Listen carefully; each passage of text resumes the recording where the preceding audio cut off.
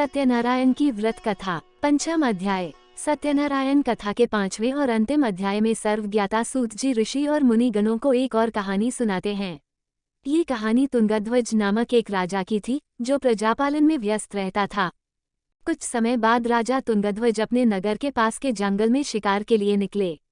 शिकार के बाद राजा एक पेड़ के पास विश्राम करने के लिए रुके, जहां उनकी नज़र कुछ लोगों पर पड़ी, जो पूरे विधि विधान के साथ भक्ति में लीन होकर श्री सत्यनारायण भगवान की आराधना कर रहे थे।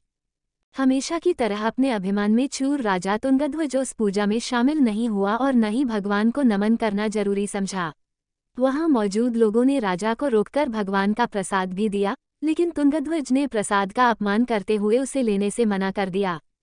कुछ समय बाद जब राजा तुंगध्वज अपनी नगरी पहुंचा, तो देखा कि उनके प्रदेश में सब कुछ बर्बाद हो चुका था। पूरा नगर तहस नहस देख राजा तुरंत समझ गया कि यह सब सत्यनारायण भगवान के प्रसाद का अपमान करने का फल है। वह तुरंत उसी जंगल की ओर गया और बिना किसी देरी के उस पूजा में शामिल होकर भगवान का प्रसाद भी खाया।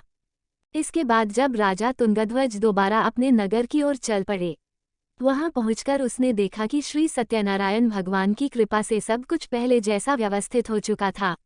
इसके बाद राजा तुंगध्वज ने लंबे समय तक सुख और समृद्धि के साथ अपना जीवन व्यतीत किया और फिर मृत्यु के बाद उसे स्वर्गलोक की प्राप्ति हुई।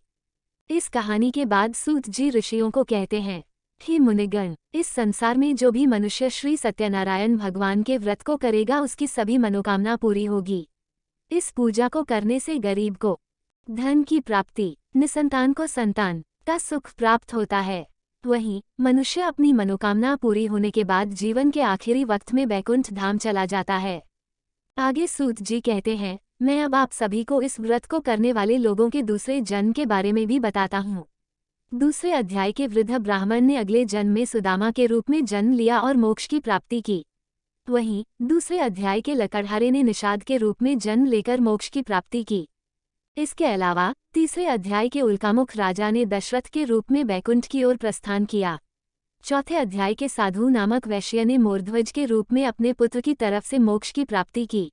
वहीं पांचवें यानी अंतिम अध्याय के तुंगध्वज राजा ने भगवान की भक्ति में लीन होकर मोक्ष की प्राप्ति की। इस प्रकार श्री सत्यनारायण कथा का 5वां अध्याय संपन्न हुआ। वीडियो देखने के लिए धन्यवाद।